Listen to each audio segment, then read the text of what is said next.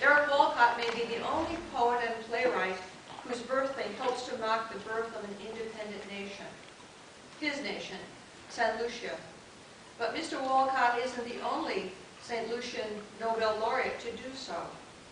Sir Arthur Lewis, who won the Nobel Prize in Economics in 1979, was born on January 23rd, just like Derek was. Not the same year, but the same day.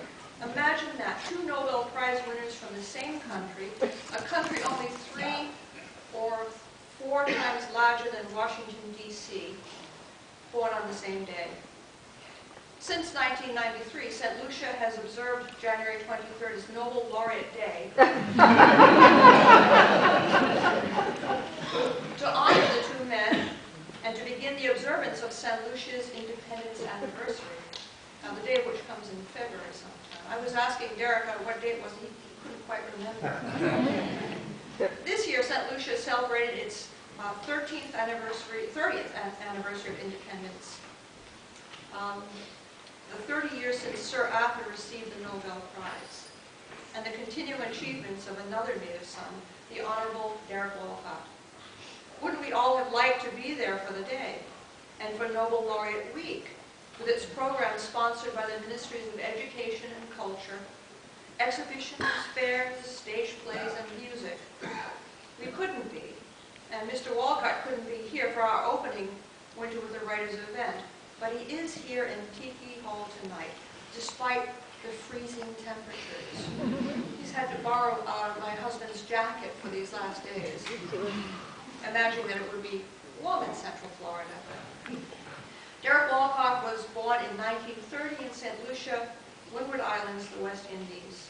He graduated from the University of the West Indies, and in 1957 was awarded a fellowship by the Rockefeller Foundation to study the American theater.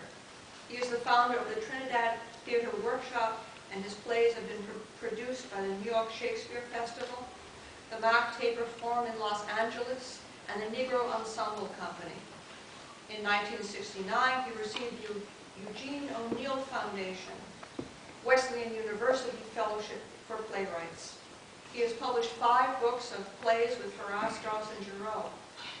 Dream on Monkey Mountain won the Obie Award for Distinguished Foreign Play of 1971. Mr. Walcott's poems have appeared in the New Yorker, the Kenyon Review, the New York Review of Books, The Nation, London Magazine, Antaeus, and other periodicals. He has published 11 books of poems, including Selected Poems, 1964, Collected Poems, 1986, The Arkansas Testament in 87, Omeros, the epic for which he won the prize in 1990, The Bounty in 1997, Jeff Lowe's Hound in 2000, and The Prodigal in 2004. Mr. Walcott's collected poems won the 1986 Los Angeles Times Book Prize for Poetry. His most recent book, Selected Poems, was published in February 2007. With his poetic oeuvre of, quote, great luminosity, sustained by a historical vision, the outcome of a multicultural commitment, Derek Walcott is a remarkable writer, said the Nobel Prize Committee. He writes deeply from a sense of place, the Caribbean, though his geographical range is global. His commitment to literature is beyond his century and ours, now 2 centuries, shows in the language of the poems, an orality that is Caribbean, yes, but also Anglo-Saxon, mixed diction that celebrates a pop eloquence long before it became the rage in the 20th century. As the most influential writers have always done, think Chaucer, think Petrarch. And also in meters, he writes in meters. If his themes are rooted partly in his family heritage, from slavery in the West Indies and in colonialism, they leave room for conciliation, but one not easily reached.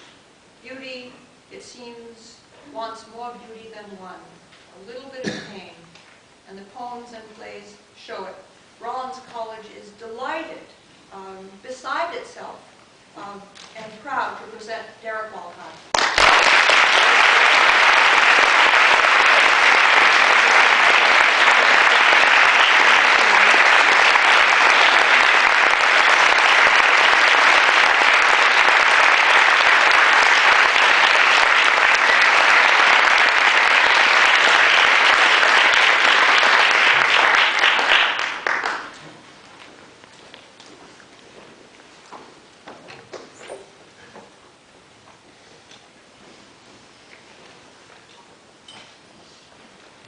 going to read from